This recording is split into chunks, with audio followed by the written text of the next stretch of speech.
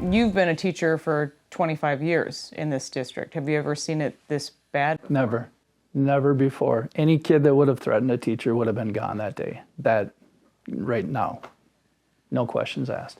Walking off the job weeks ago for what he says has and hasn't happened inside Washington Technology Magnet School in St. Paul, 8th grade math teacher Bruce Ringeman describes a toxic environment, absent, he says, of any real consequences for kids who cause trouble. When a student can tell the principal to F off, nobody has anything anymore. What I say as a classroom teacher doesn't matter. What the behavioral specialists say in the hallway doesn't matter. What the security guard says doesn't matter. What the social worker says doesn't matter. What the counselor says doesn't matter. It doesn't matter. If you want to just take your anger out on teachers in St. Paul schools, you're welcome to do that. He details his own disturbing experiences in a letter sent to staff in September with a subject line of "Stop the Madness." Fridays and breaks can never come soon enough for me this year. I've always been able to make it to MEA without needing time off to recover, but not this year. This year I feel like I've been run over by a train every day I leave. This week I politely asked a student that wasn't supposed to be in my room to go to her class. This was 4 minutes after the bell had rung. Her response, "Quit talking to me. Get out of my space."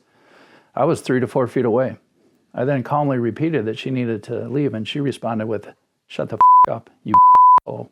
When these kids are in the classroom doing whatever they want, swearing at teachers, threatening teachers, nobody's learning.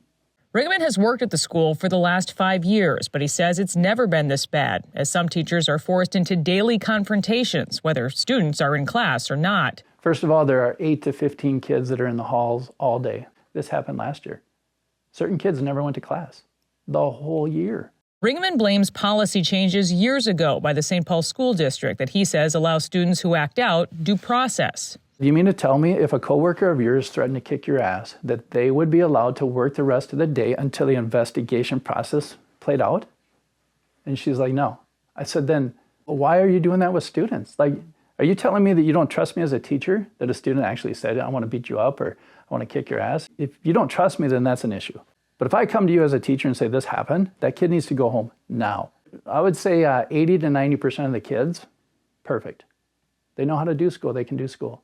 How does that disruption affect the rest of your kids? Nobody's learning because I'm taking time out to address these kids, to go get help. Sometimes I have to walk down the hall. I can't teach with all the conversations in class. I've taken the approach, I'm going to teach the kids that are here to learn. Many teachers take that approach. The last straw happened a few weeks ago when Ringeman says he asked a student in the hallway who was supposed to be in class to keep it down. He says the student responded with a swear word and said he wished he could fight teachers.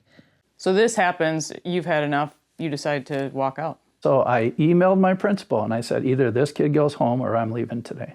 Ringeman says his concern was basically ignored and the student allowed to stay. So a student can get away with saying that they want to fight teachers. They want to fight and teachers. at you. I'm going to kick your ass. Quit talking to me or I'm going to kick your ass. And they're allowed to stay in school. They stay in school. Absolutely. Yep. Shut the up. Oh, they stay in school.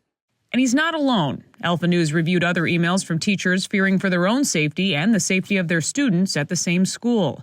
In an email, a spokesperson for the St. Paul School District says it, quote, could not comment on an individual student and or personnel matters, but that it strives to create welcoming schools where every student is seen, known, and valued. There are rights students are guaranteed when they're at school, as well as responsibilities that accompany those rights. The district pointed us to a handbook where behaviors and punishments are published.